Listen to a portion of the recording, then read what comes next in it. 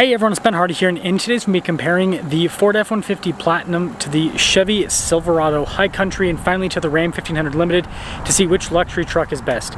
Before we get in this video, I want to give a huge shout out and thank you to the Large Miller Chevy here in Provo, the Ram here in Provo, and the Ford here in Provo for giving me some time with all three trucks. Link to their websites in the description down below. Let's get into it.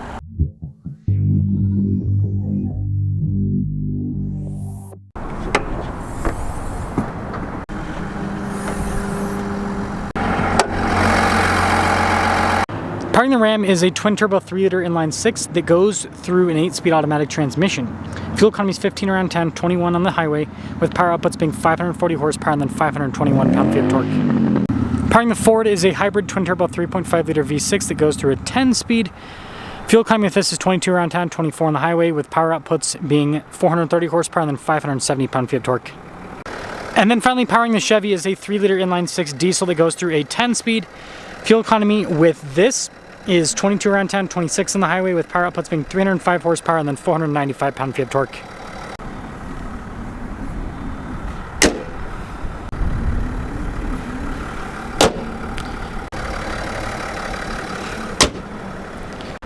Before we move forward with this comparison, I do want to mention if you want to see more videos just like this, then I recommend you subscribe because I post content every single day. Now when it comes to front end features, you can see that all of the trucks have fog lights from the factory, and notice that all of them also have recovery points as well. So feature wise, everything's pretty similar. I will say the Ram does get a win for the headlights.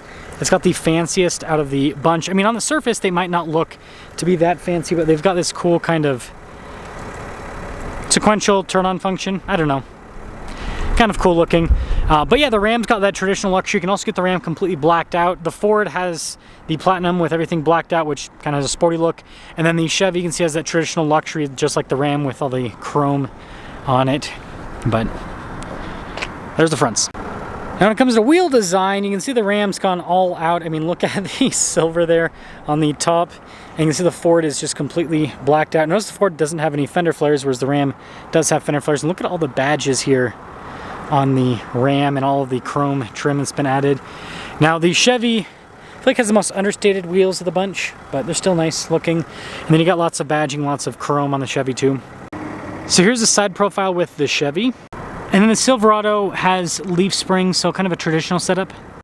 The Ford's in the middle, so I can't really give you guys a solid side profile, but just like the Chevy, again, we've got traditional leaf springs. And then here's the side profile of the Ram. And the Ram has air suspension, so this is way different than the other two. Now when it comes to beds, starting with the Silverado, when it comes to features, we've got LED lights. We've got an outlet here in the bed, protection from the factory. And then the tailgate, because this doesn't have the multi-flex, automatically raises back up. You got the squared off exhaust tips, you got the bumper steps, so easy access to the bed.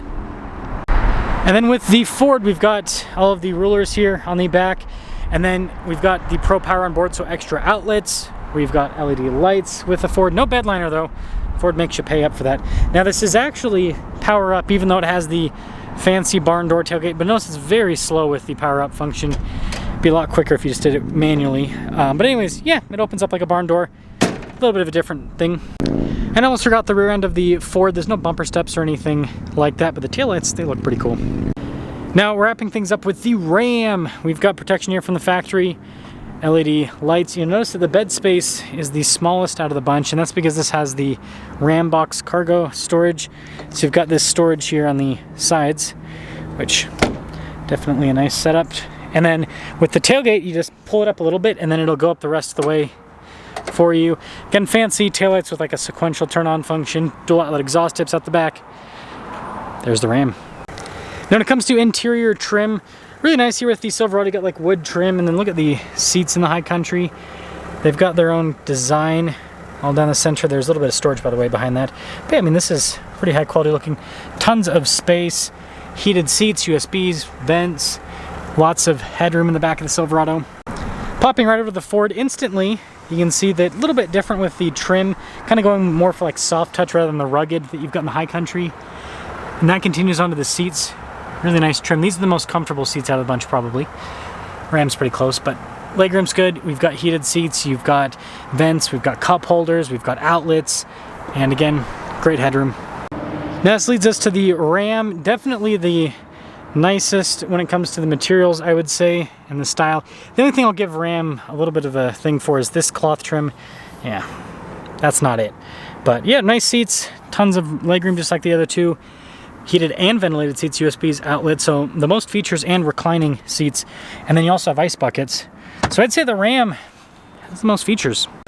Now front door panel with the High Country again. Nice trim throughout. You got the wood trim, High Country logo. All of our window controls, front two, are automatic up and down, power folding mirrors. It says truck battle, so 1412 is the payload on the Silverado. We'll compare that to the other two. High Country there up top. Again, nice seats. These are the firmest out of the bunch in terms of the feeling. Heads-up display controls. You've got your light controls here. This has an advanced four-wheel drive system with a 2-speed transfer case. It also has all of your drive modes there, which is pretty cool. And then you guys can see here with this, it had a dead battery, so it's giving me a bunch of, it's upset. But anyways, you've got a full digital gauge cluster, lets you know what the driveline's doing. We also have a very nice 360 camera system with this as well. Great resolution. Easy to use infotainment system. Like, it's quick to respond. It's got the shortcut bar, all of that. And then you notice we've got more features, so important stuff, you know, lane departure. You can turn off the auto stop start if you want. You can roll down the windows at once, which is pretty cool. Dual zone climate, heated and ventilated seats, heated steering wheel. You got trailer brake controls as well. This is nice with the trim on the center console.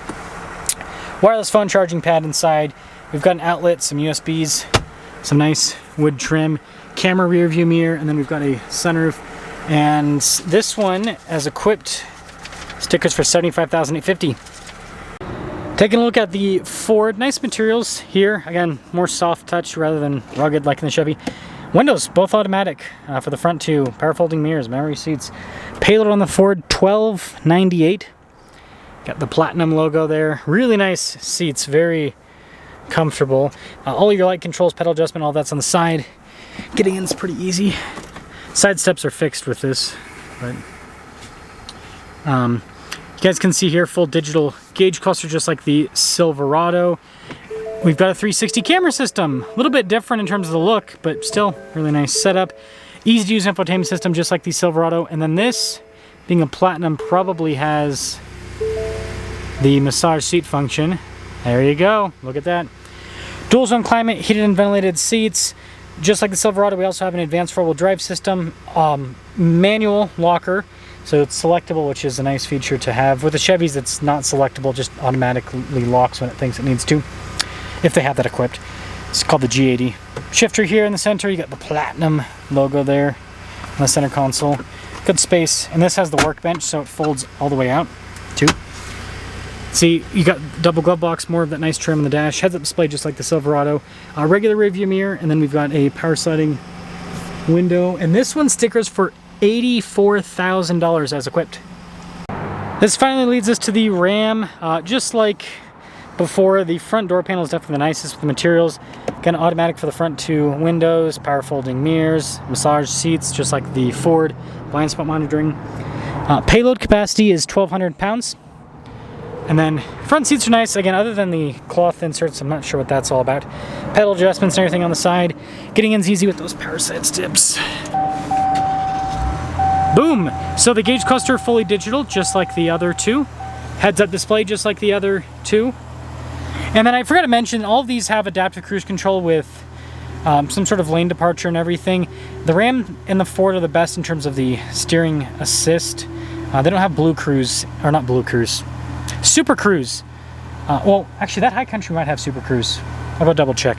But usually those are on the GMCs often in terms of how dealers order them. Anyways, 360 camera just like the other two. And then heated and ventilated seats, air suspension adjustment there. You've got your trailer brake controls, advanced four-wheel drive system. So you're noticing the features are stacking up with these trucks. You got the giant center console, which, yeah, this thing's awesome. Passenger screen, just a gimmick. Don't like it. We've got a camera rear view mirror, panoramic sunroof. So I guess the Chevy's the only one with a dinky little sunroof.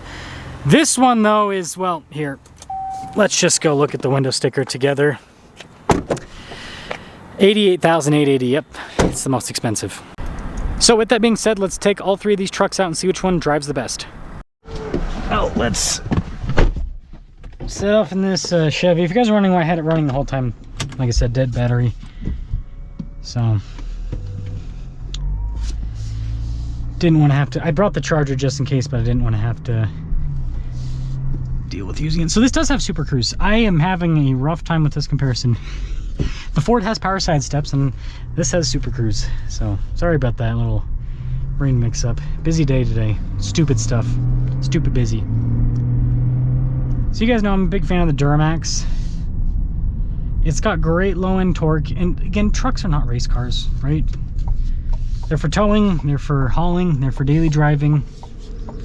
And the Duramax is great. It doesn't have the highest towing capacity. That's the one thing that I'll knock Chevy for, is they do not offer their max trailering package on enough trucks. They need to get that figured out where they can offer that with trucks that have the Z71 package. Like when you look at the towing, most of their trucks only tow like 9,000 pounds because, yeah, no, don't have max trailering. So Chevy needs to fix that.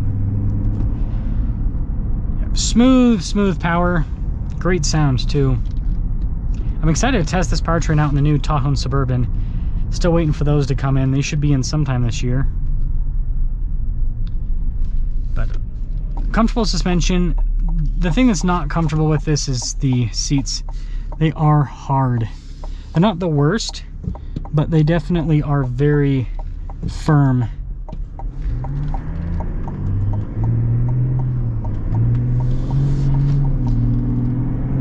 Yeah, see, it's got really good torque. It's a smooth powertrain too because it's an inline six. Inline sixes are just inherently smooth when it comes to the performance.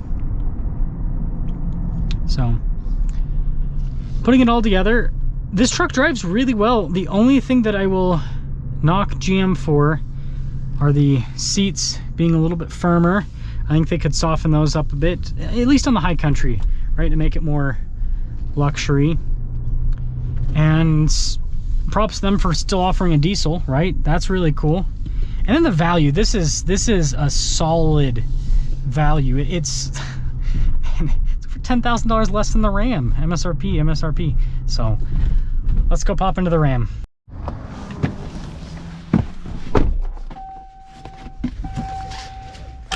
Ram Limited.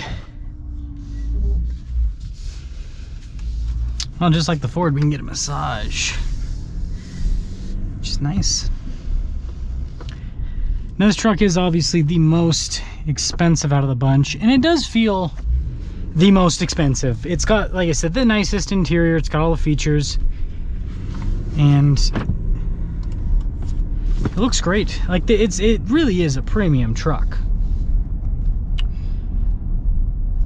And when it comes to the powertrain, look at that turn signal camera. When it comes to the powertrain, this one will knock your socks off. It has so much power. Again, inline six, so just like the Chevy, it's smooth, very smooth with the power delivery. Yeah, 540 horsepower. This thing is no joke. Moves with a purpose.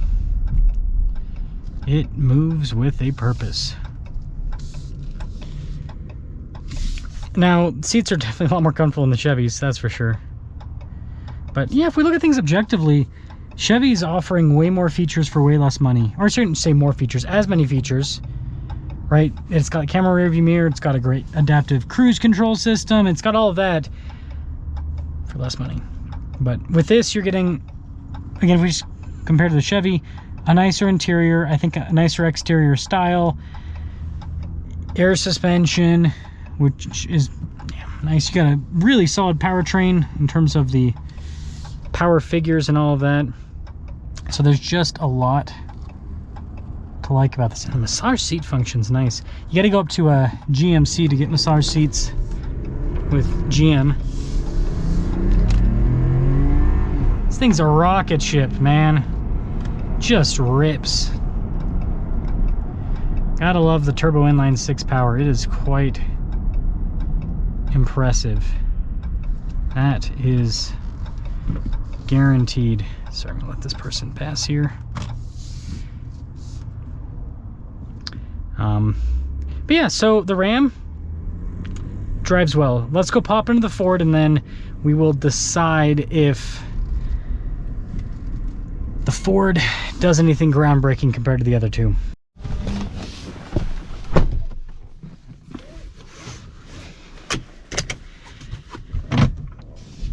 Well, let us finish things off in the Ford. Seats are very comfortable, just like the Ram. Have massage function, just like the Ram. Powertrain. Now it's got great low-end torque with the hybrid. It's not quite as smooth as the other two, but it's not smooth. It's still a solid unit with the overall performance.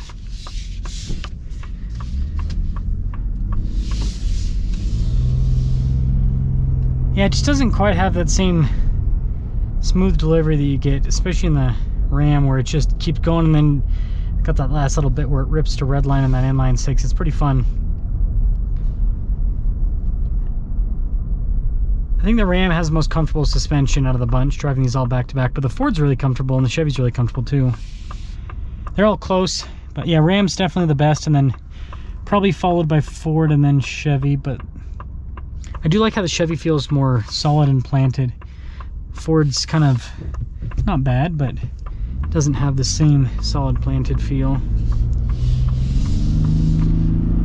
Yeah, not as powerful as the Ram, but it's still quick. That's that top end just doesn't feel good on the Ford. So interesting. I think the Ram excuse me, I think the Ram is the best truck, but it's also the most expensive, so we have to take price into consideration. If we take price into consideration, I think the way that I'd rank it, because Ford actually is missing a few features compared to the other two. Well, the Chevy doesn't have a panoramic center, so it's kind of... Actually, this truck was parked over there. Anyways, I think that Ram would be number 1, Chevy would be number 2, and Ford would be number 3. But if you're looking at this from a value perspective, then Chevy wins out over the Ram. So that's kind of my rankings. Let me know how you guys would rank it. But yeah, when it comes to luxury trucks, Ram really does the best job out of these three. If you guys want me to bring over a GMC Sierra Denali Ultimate, I can compare that to the Ram, because that one is up there with the Ram in terms of materials and features, and then price. So let me know if you want to see that.